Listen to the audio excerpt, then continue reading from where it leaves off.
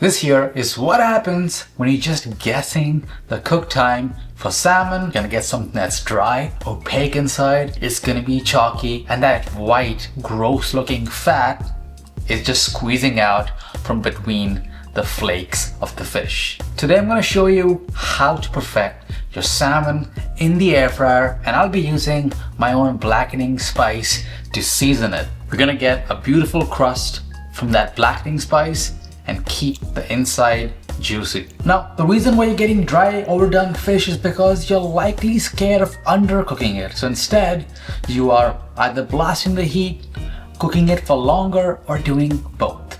And yes, while salmon does have fat, but using no oil while cooking it in the air fryer will further help the fish to dry out.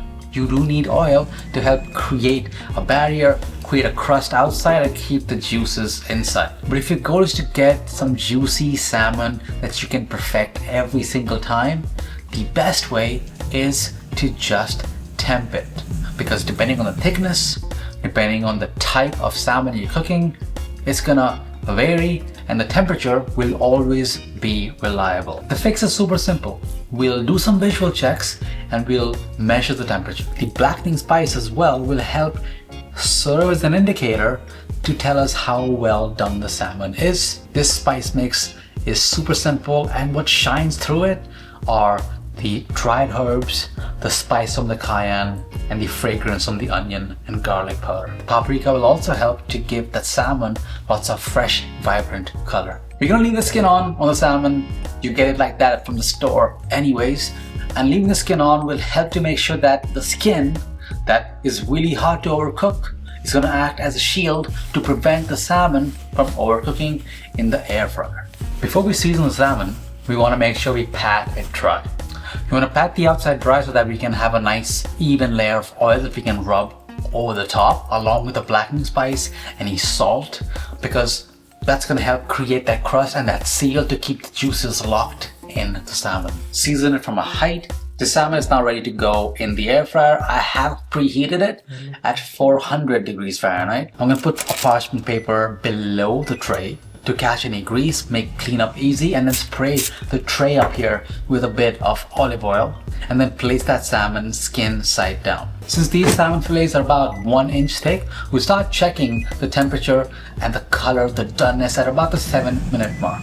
What we're looking for here is for that skin to act as protection, because we want a nice juicy center. We don't want it cooked to death. If you're going to use a probe to measure the temperature, then add that in now before you start cooking. Now, I like my salmon either medium rare or medium, so a sweet spot is about 125 degrees Fahrenheit. It's at the line of medium rare and medium well. But if you like it more pink in the middle, then aim for something around 115 or 120 Fahrenheit at the thickest point. And the thermometer that I'm using will actually indicate me and account for the carryover time, so I can take my salmon out a bit under those temperature ranges, because the carryover will bring that salmon all the way to the expected heat, because it's going to keep cooking even after it's out of the air fryer. Now, if you're not using a thermometer, then what you want to look for is for the flakes to start to separate. The center should still be slightly translucent and should not look opaque. If it's opaque, you're a bit too far gone. You can try to check it by gently flaking the salmon with a fork. In case you missed the mark, here's what to look for. This here is a dry, overdone salmon with opaque centers. While on this side, it's gonna be the juicy center with the translucent inside. For me, the most automated way of doing this is to not even do the visual check. Just put the probe in, do other stuff, and just wait for that beep, because it's gonna tell me when it's close to being done. It's just so convenient. You can check out the link down below if you're curious about what I'm using. I can visually see that this one is a bit drier, because as I try to just get a bite, it just keeps breaking. And this one over here was the one that we just blindly cooked at 400 for 10 minutes. And if you remember, this one was a bit smaller and a bit less thick than that bigger one. And with the thermometer, with the timing and accounting for the carryover, the thick one, the bigger one, cooked in about 8 minutes to get to medium rare. Now let's take a look at the good one, because this one will be juicy inside. It's like way juicier. Again, if you wanted it pinker, aim for something around 115 Fahrenheit, but this is really tender.